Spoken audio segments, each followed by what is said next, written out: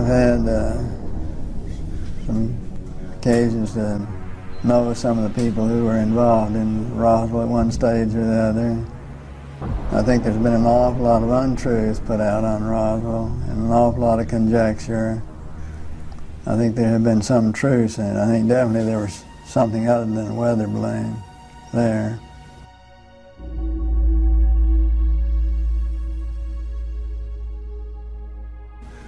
Very likely. I'd like to think they reversed engineered it and did something with it. You know, did some benefit with it, which would be the logical thing to do, but I have no way of knowing whether they did or not. We were flying in Germany, and we were flying F-86s.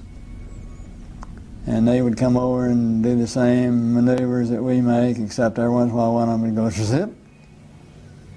And you just can't do that in a fighter, a conventional fighter. They're just typical saucer shape, double lenticular shape, metallic looking.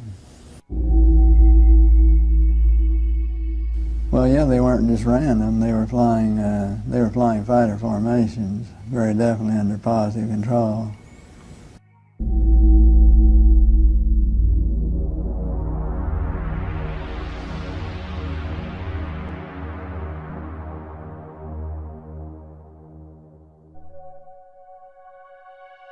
I was having some cameramen film the installation of a precision landing facility we were putting in right on the edge of the dry lake. And this saucer flew right over them and put down 3 little gear and landed out on the dry lake bed.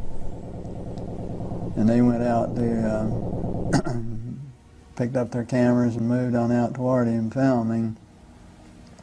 And he lifted off, put the gear back in the well, and climbed out at a very high rate of speed and disappeared.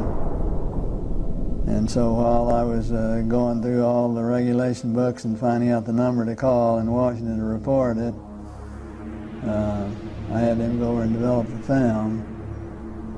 By the time they got back with the developed film, I was on the higher and higher and higher level officer talking to me.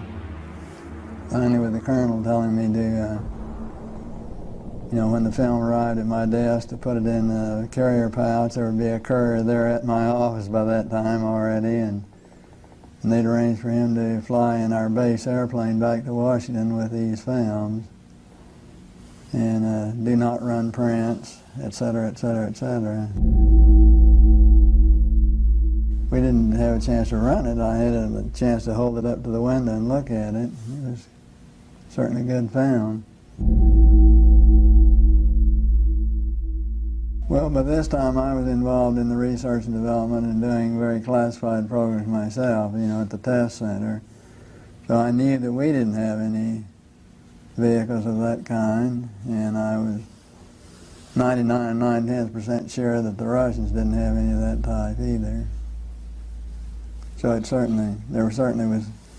that point in time, there was no doubt in my mind that this vehicle was made at some other place than here on Earth. Yeah, well, Buck Rogers and Flash Gordon coming true.